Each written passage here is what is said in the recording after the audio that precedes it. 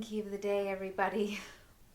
And as you may have noticed, we've been on a bit of a vacation.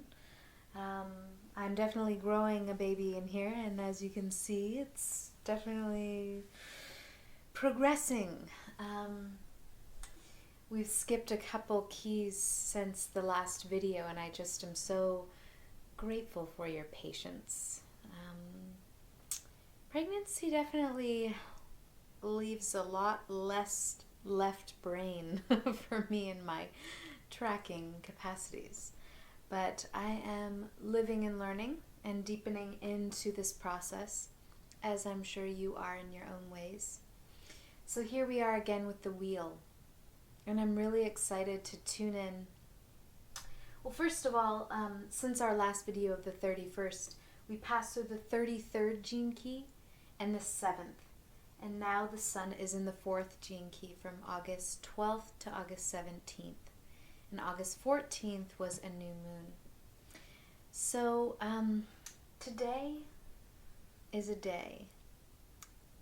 And the theme of this day, today is a day. Yes, it is. The theme of today, and the theme that I want to explore most with you all, is relationship. Because I tell you what, relationship is alive right now. We are learning so much. So, from July 31st to August 12th, just a few days ago, Venus and Jupiter have been hanging out together in the 29th key. And they came to an exact conjunction on August 3rd through the 6th. Pretty much in the same degree. So the theme of commitment is up, the 29th key, from half-heartedness to commitment to devotion. And we talked about this in the 60-second gene key video when we talked about Venus's retrograde cycle and what it's challenging in us with the ring of union and all the themes of relationship. So I placed these planets here to give us the idea of how strong the theme of commitment has been up. In my life, my partner and I have experienced, and especially during that period, that 2-week period and through the 3rd to the 6th, a deeper level of stability in our commitment and our long-term love for each other, more than ever. It's been an incredibly deep time of bonding and stability in our yes, we are together.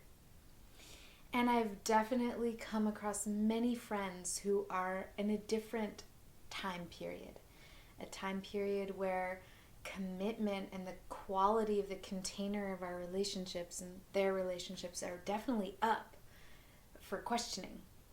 So consider how our faith, how your faith has been being tested in your commitments, and how deeply you've been opening your heart to commitment and having to actually make some pretty clear decisions.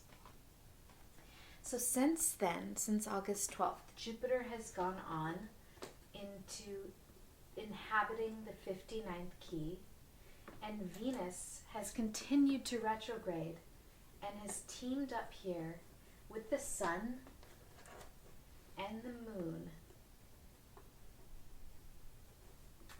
for this new stellar conjunction of the 4th gene key. So I love to see how here they were connecting up on the 29, getting us in alignment with our commitments, and then they sort of split off and they go to the 59 and the 4. Something I happen to notice is that the programming partners of both the 4 and the 59 are the 49 and the 55. These two gene keys, which are intimately biochemically linked to these two, form the ring of the whirlwind. And it is the great genetic mutation that is awakening humanity at its core. So there's something going on with that right now, and how relationships is the doorway to that mutation. I really love that. Also want to point out that the fourth gene key is the healer of the fifth core wound and the fifth seal of the seven seals. So for those of you who have been going deep into the seven seals, this fourth gene key is touching on that fifth core wound and opening up that great seal of forgiveness.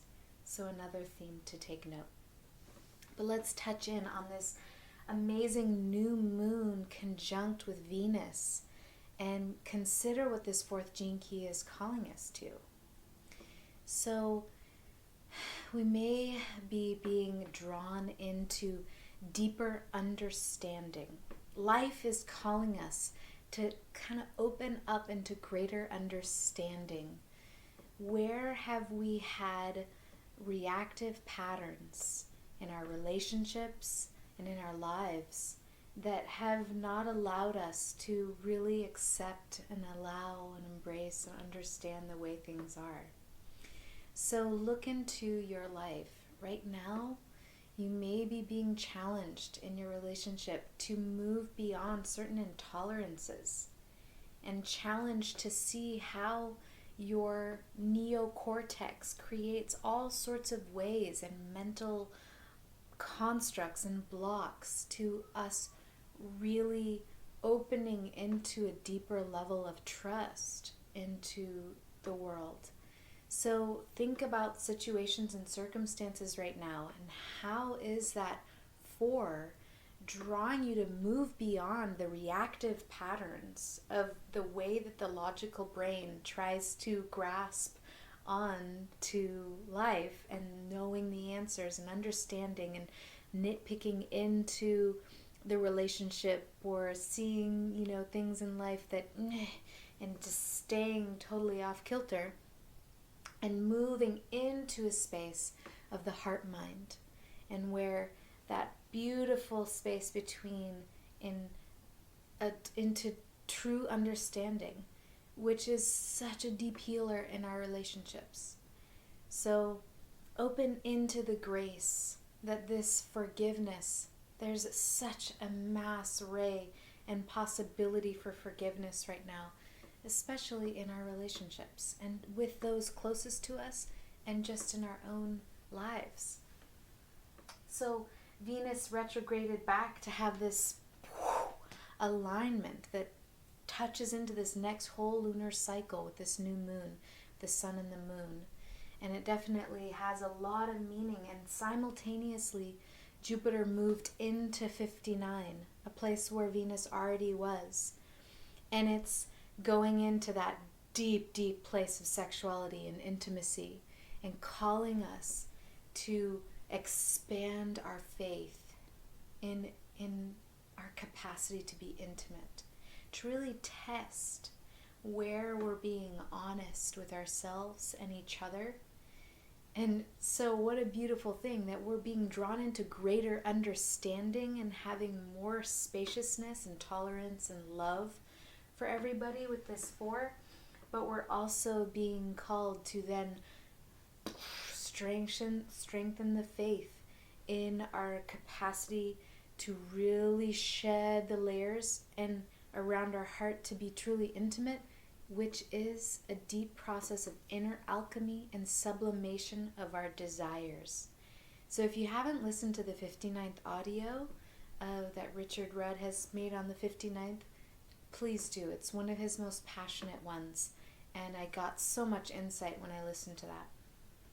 So we're really in the crucible of relationship, of sexuality, and of coming to trust beyond trust and come into our deeper hearts, forgive, and move into that space of being in true unified consciousness with each other. And that in the end is the great mutation of the Ring of Whirlwind. Thank you everybody for tuning back in, and I'm so glad that we're back here with each other and getting to bask in the rays of the Gene Keys.